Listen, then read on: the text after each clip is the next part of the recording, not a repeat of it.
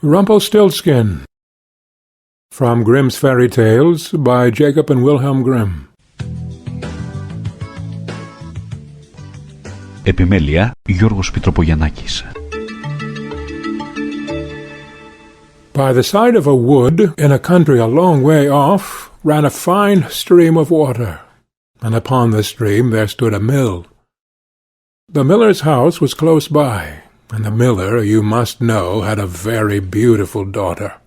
She was, moreover, very shrewd and clever, and the miller was so proud of her that he one day told the king of the land, who used to come and hunt in the wood, that his daughter could spin gold out of straw.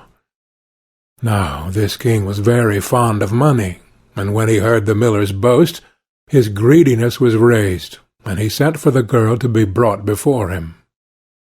Then he led her to a chamber in his palace, where there was a great heap of straw, and gave her a spinning wheel, and said, "All this must be spun into gold before morning, as you love your life."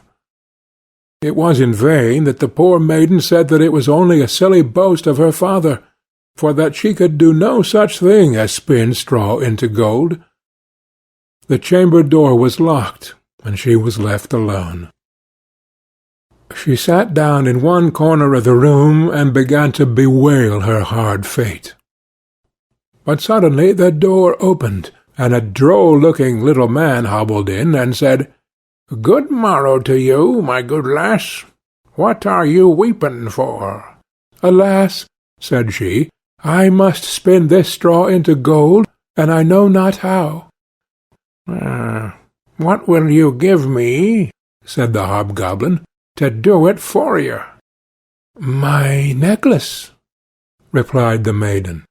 He took her at her word, and sat himself down to the wheel, and whistled and sang, "Round about, lo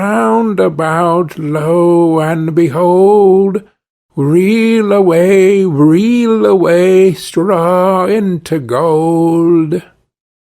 And round about the wheel went merrily. The work was quickly done, and the straw was all spun into gold.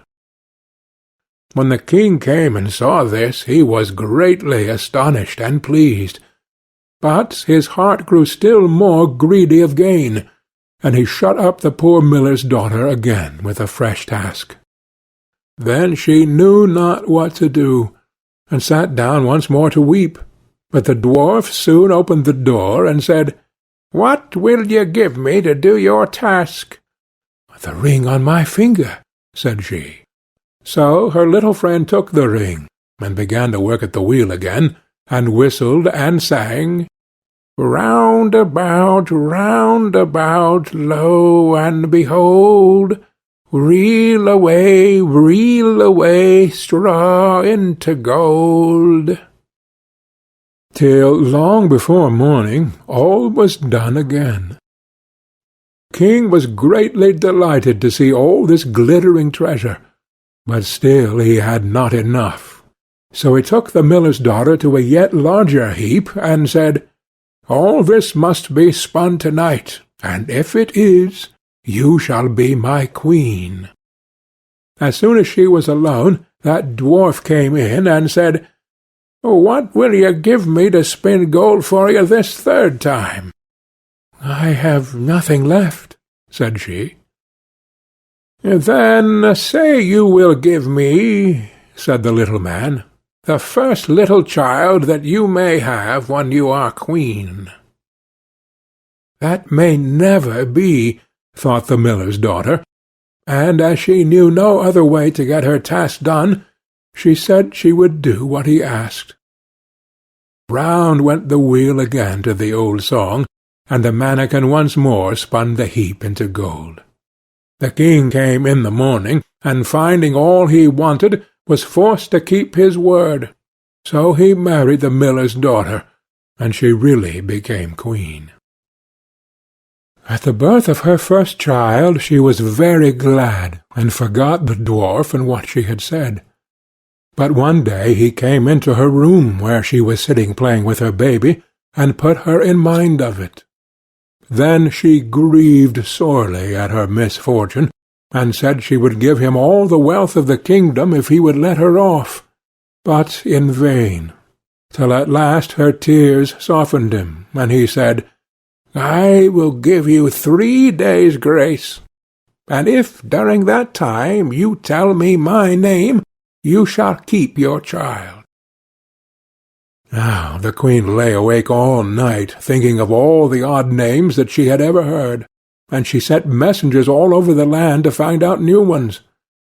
The next day the little man came, and she began with Timothy, Ichabod, Benjamin, Jeremiah, and all the names she could remember.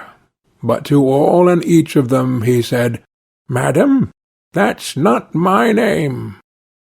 The second day she began with all the comical names she had heard of, Bandy-legs, Hunchback, Crookshanks, and so on. But the little gentleman still said to every one of them, "Madam, that is not my name." The third day one of the messengers came back and said, "I have travelled 2 days without hearing of any other names, but yesterday, as I was climbing a high hill, among the trees of the forest where the fox and the hare bid each other good night, I saw a little hut, and before the hut burnt a fire, and round about the fire a funny little dwarf was dancing upon one leg and singing, 'Merrily the feast I'll make, to-day I'll brew, to-morrow bake, merrily I'll dance and sing, for next day will a stranger bring. Little does my lady dream, Rumpelstiltskin is my name.'"